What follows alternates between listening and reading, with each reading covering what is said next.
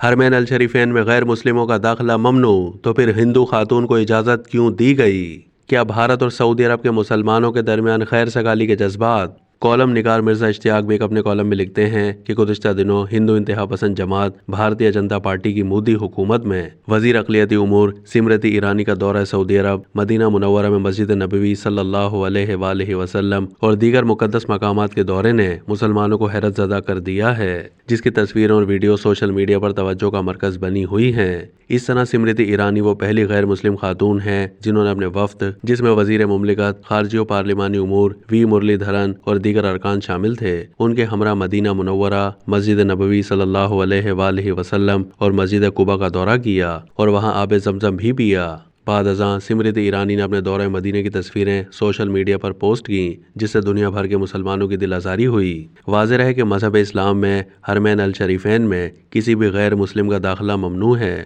اور سعودی قوانین کے مطابق غیر مسلم افراد مکہ اور مدینہ کی مقدس مساجد مسجد الحرام اور مسجد نبوی صلی اللہ علیہ وآلہ وسلم میں داخل نہیں ہو سکتے۔ بھارتی ہندو وزیر سمرتی ایرانی کا وفد کے ہمراہ مسجد نبوی صلی اللہ علیہ وآلہ وسلم کے دورے کا افسوسناک واقعہ ایسے وقت میں پیش آیا ہے جب پاکستانی قوم الیکشن کی سرگرمیوں میں مشغول ہے اور ان کی نظروں سے اتنا بڑا واقعہ اچھل رہا، جبکہ پاکستانی میڈیا نے بھی اس پر کوئی توجہ نہیں دی۔ واقعے کے بعد آج ہر شخص یہ سوال کر رہا ہے، جب مذہب اسلام میں حرمین الشریفین میں غیر مسلموں کا داخلہ ممنوع ہے، تو پھر ایک ہندو خاتون وزیر کو مسجد نبوی، جہاں حضور اکرم صلی اللہ علیہ وآلہ وسلم کا روضہ مبارک ہے، اس کی زیارت کی اجازت کیوں دی گئی؟ واضح ہے کہ حج یا عمرہ کے لیے جب آپ مکہ اور مدینہ کی حدود میں داخل ہوتے ہیں تو داخلے سے پہلے بورڈ پر عربی اور انگریزی زبان میں واضح طور پر غیر مسلموں کا داخلہ ممنوع ہے درج ہوتا ہے۔ پچھلے سال 23 جولائی کو مکہ پولیس نے ایک سعودی شہری کو گرفتار کیا تھا، جس نے غیر مسلموں کے مکہ میں داخلے پر پابندی کی سنگین خلاف ورزی کرتے ہوئے ایک اسرائیلی یہودی رپورٹر کی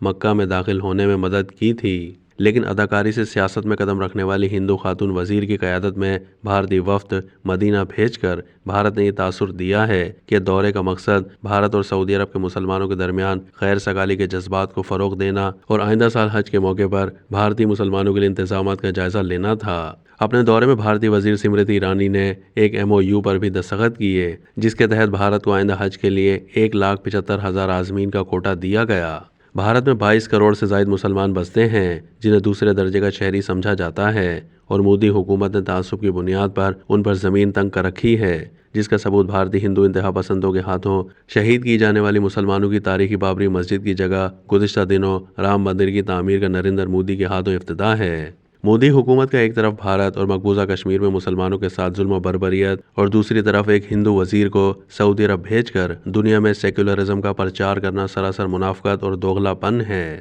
بھارت کی ہمیشہ سے یہ کوشش ہے کہ کسی طرح اسلامی ممالک کی تنظیم OIC کی رکنیت حاصل کی جائے تاکہ مسلمانوں کے اس فورم پر بھی قبضہ کیا جا سکے، مگر پاکستان ہمیشہ سے اس بھارتی اقدام کی مخالفت کرتا رہا ہے۔ 2019 میں UAE میں منعقدہ OIC وزرائے خارجہ اجلاس میں بھارتی وزیر خارجہ سشما سوراج کو بطور مہمان اعزازی مہمان مدعو کرنے پر پاکستان نے ناراضگی کا اظہار کرتے ہوئے اجلاس میں شرکت کرنے سے انکار کر دیا تھا۔ اسی طرح 1969 میں بھی اسلامی دنیا کے اہم ملک موراکو کے دارالحکومت رباط میں الاقصی مسجد کے معاملے پر ہونے والے OIC اجلاس میں شرکت کے لیے جب بھارت نے اپنے صدر فخر الدین علی احمد کو موراکو روانہ کیا اور اس کی اطلاع پاکستان کے صدر یحییٰ خان کو ملی، جو کانفرنس میں شرکت کے لیے موراکو پہنچ چکے تھے، تو اس پر انہوں نے بھی ناراضگی کا اظہار کیا اور OIC حکام پر واضح کیا کہ اگر بھارتی صدر نے اجلاس میں شرکت کی تو وہ اجلاس میں شریک نہیں ہوں گے، جس پر بھارتی صدر کو راستے سے واپس لوٹنا پڑا تھا۔ 1400 سال پہلے جب غیر مسلموں کی شرپسندی کے پیش نظر